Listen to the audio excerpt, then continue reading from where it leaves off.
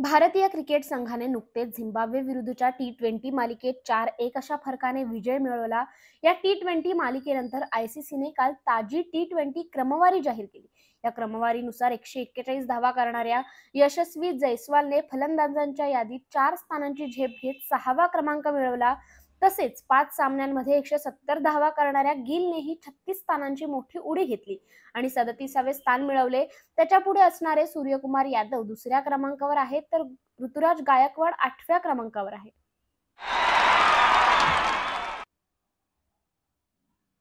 भारत श्रीलंका यांच्यामध्ये 27 जुलै ते 7 ऑगस्ट या दरम्यान टी20 व एकदिवसीय मालिका आयोजित करण्यात आली आहे। या मालिकेसाठी भारतीय क्रिकेट संघाची निवड आज होण्याची शक्यता आहे। मात्र गौतम गंभीर याच्या प्रशिक्षणाखाली टीम इंडियाचा संघ पहिल्यांदाच मैदानात उतरणार आहे आणि त्यामुळे भारतीय संघाच्या निवडीची उत्सुकता शिगेला पोहोचली आहे।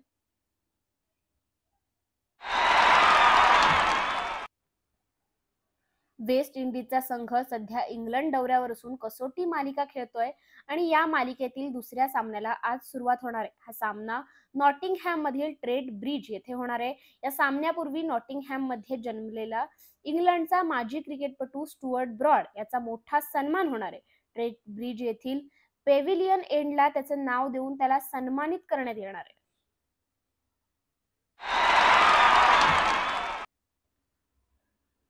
यंदा 26 जुलैपासून पॅरिसला ऑलिम्पिक स्पर्धा सुरू होणार आहे आणि या स्पर्धेसाठी 117 खेळाडूंचा समावेश भारतीय ताफ्यात आहे। आतापर्यंत 2021 मध्ये झालेल्या टोकियो ऑलिम्पिकमध्ये भारताने सर्वाधिक 7 मेडल जिंकले होते।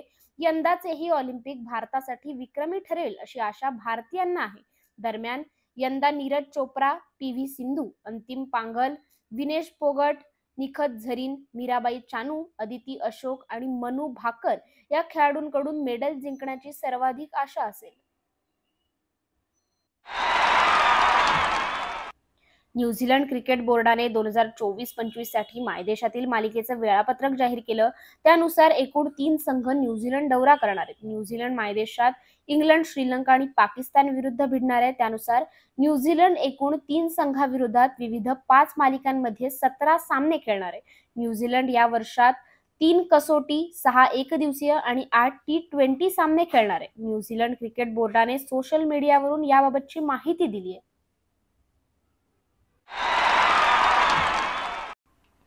वेस्ट इंडिज क्रिकेट टीम सध्या इंग्लंड दौऱ्यावर आहे। इंग्लंड विरुद्ध विंडीज यांच्यात 3 सामन्यांची कसोटी मालिकेतील दुसरा सामना हा आजपासून खेळण्यात येणार आहे।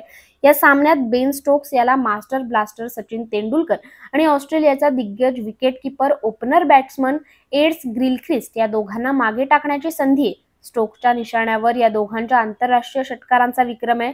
स्टोकला गिलख्रिस्टला पछाडण्यासाठी 4 तर सचिनला मागे टाकण्यासाठी 6 षटकारांची गरज आहे। सचिन आणि गिलख्रिस्ट या दोघांनी त्यांच्या आंतरराष्ट्रीय कारकिर्दीतील तिन्ही फॉर्मॅटमधून मिळून अनुक्रमे 264 आणि 262 सिक्स लगावलेत, तर स्टोक्सच्या खात्यात 259 सिक्स आहेत।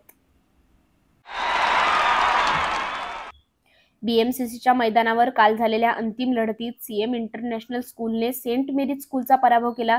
या सामन्यात दोन्ही संघातील खेळाडूंनी जोरदार खेळ केला। खेळाच्या 18व्या मिनिटास आरणा शिंघवनने दिलेल्या सुरेख पासवर शर्वरी मानेने गोल करून संघाला आघाडी मिळवून दिली।